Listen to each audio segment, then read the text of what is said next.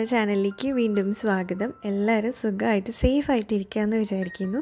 ഇന്നത്തെ വീഡിയോയിൽ നമ്മൾ ഒരു ഡബിൾ സൈഡ് മിനി കണ്ടെയ്നറാണ് കാണിക്കാൻ പോകുന്നത്. അപ്പോൾ ഞാൻ ഇതിന് വേണ്ടിയിട്ട് പ്ലാസ്റ്റിക് ബോട്ടിൽ എടുത്തിട്ടുണ്ട്. അതിൻ്റെ ആ ഒരു ക്യാപ്പിൻ്റെ ആ ഒരു ഭാഗമാണ് നമ്മൾ എടുക്കുന്നത്. അപ്പം ക്യാപ്പും പിന്നെ ആ ഒരു നെക്ക് പോലെ വരുന്ന ഒരു സംഭവം മാത്രമാണ് നമ്മൾ കട്ട് ചെയ്ത് എടുക്കേണ്ടത്.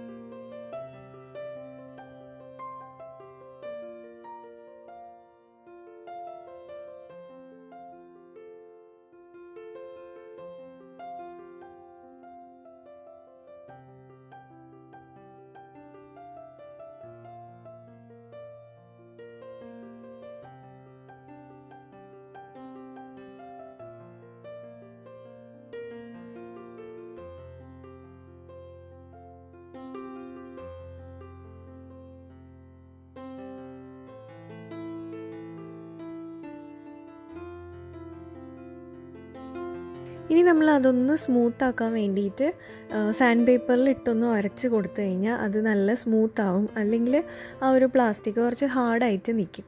അപ്പം ഒന്ന് സ്മൂത്താക്കി എടുക്കുക.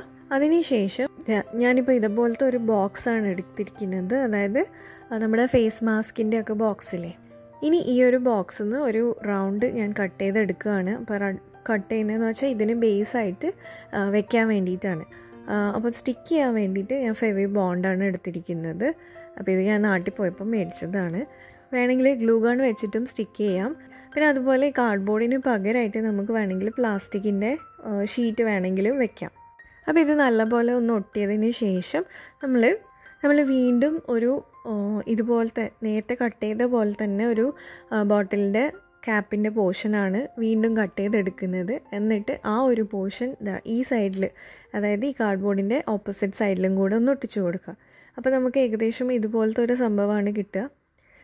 ഇതുപോലെ ചെയ്ത് കഴിഞ്ഞാൽ നമുക്കൊരു മിനി കണ്ടെയ്നർ ആയി കിട്ടും. ഇനി നമ്മൾ ഇതിൻ്റെ ബാക്കിലും കൂടെ ഒട്ടിച്ച് കൊടുത്തു കഴിഞ്ഞാൽ നമുക്ക് ഡബിൾ സൈഡ്, അതായത് രണ്ട് സൈഡിൽ നമുക്ക് സ്റ്റോർ ചെയ്ത് വെക്കാൻ പറ്റുന്ന രീതിയിലുള്ള ഒരു കണ്ടെയ്നർ നമുക്ക് കിട്ടും. അപ്പം ഞാൻ സാധനങ്ങൾ ഇട്ടിട്ട് കാണിച്ചു തരാം. അപ്പോൾ കുഞ്ഞു കുഞ്ഞു ബട്ടൺസും അതുപോലെ നമുക്ക് ബീഡ്സൊക്കെ ഇട്ട് വെക്കണമെങ്കിൽ നമുക്ക് ഇതുപോലെ ഒന്ന് സ്റ്റോർ ചെയ്ത് വെക്കാൻ പറ്റും. അപ്പം അത്രയേ ഉള്ളൂ ഇന്നത്തെ വീഡിയോ ഇഷ്ടമായിട്ടുണ്ടാവുമെന്ന് വിചാരിക്കുന്നു. ഇഷ്ടമായിട്ടുണ്ടെങ്കിൽ ലൈക്ക് ചെയ്യാനും ഷെയർ ചെയ്യാനൊന്നും മറക്കരുത്. പിന്നെ നിങ്ങളുടെ അഭിപ്രായങ്ങളും കൂടെ കമൻസിലൂടെ അറിയിക്കുക. ഇതായിരുന്ന സപ്പോർട്ടിനൊക്കെ ഒരുപാട് നന്ദിയുണ്ട്. Thank you so much.